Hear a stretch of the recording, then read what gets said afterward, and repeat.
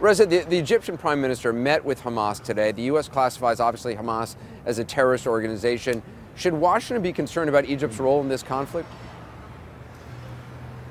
Well, Anderson, I think we should point out that it's impossible to say what Egypt's role is at this point. It's not clear right now if this fiery rhetoric we're hearing from Egyptian leaders is just rhetoric or if there's something beyond that, if they're preparing for more drastic measures. I think we're going to find out in the days and weeks to come. But I think some people in Washington are listening to this explosive rhetoric and they are concerned. But if you look carefully, there's not much happening beyond the rhetoric. I don't think Egypt has taken any steps that can be described as, viewed as extreme, belligerent, or radical departure from the past. They certainly haven't taken up arms against Israel. Doesn't look like they're providing material support to Hamas. And they've come out and said loud and clear that we're going to abide by the Camp David Accords, the peace accords between Egypt and Israel. These are all the early indications that President Morsi, the Egyptian president, is taking a calculated decision not to kick the hornet's nest, not to disrupt the alliances that are in place. It should come as a relief right now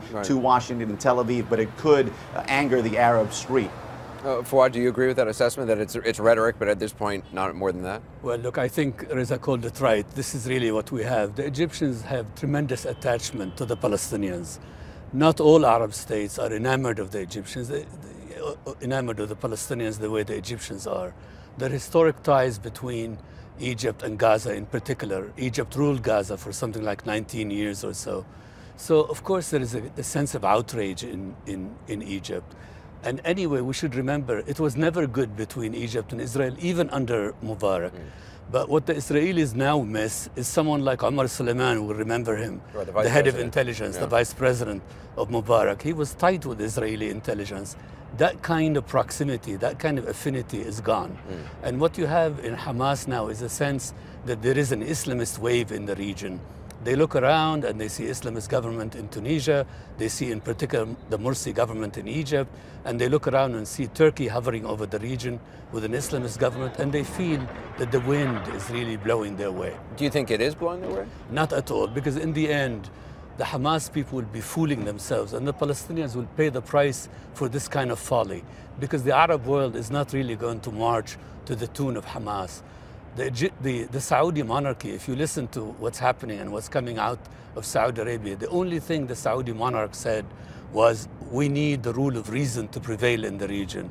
So is anyone going to risk their stability, their security for Hamas? Not at all. And the Egyptians, even the Egyptian patrons of Hamas, they really worry about their own country. Egypt has a lot of problems, economic problems. Not only that, I mean, in the end, the Egyptians have fought 4 wars against Israel, and the harvest has been catastrophe. They don't want to go back to the past. Reza, were protests in Tahrir Square today, or there were. What did the people on the ground there tell you? Well, we should point out that the protests were relatively small, nowhere near the protests we've seen in the past in Tahrir Square, and that could have something to do with the aggressive PR push by the Egyptian government to speak out against the Israeli government. But the Egyptian people, they want a tougher stance by the Egyptian government against the Israeli government. Some are calling for Egypt to back out of the Camp David peace accords, and many are saying that the world should focus on the root cause of all this, and that is the occupation of Palestinian territories. Many Egyptians say the world, the media is losing focus now that the conflict has started, keeping track of who's firing what rocket. They say the world should keep the focus on the root cause, and that is the occupation of Palestinian territories, Anderson. Reza Sayar, appreciate you being on tonight. Fouad Ajami as well. Thank you very much.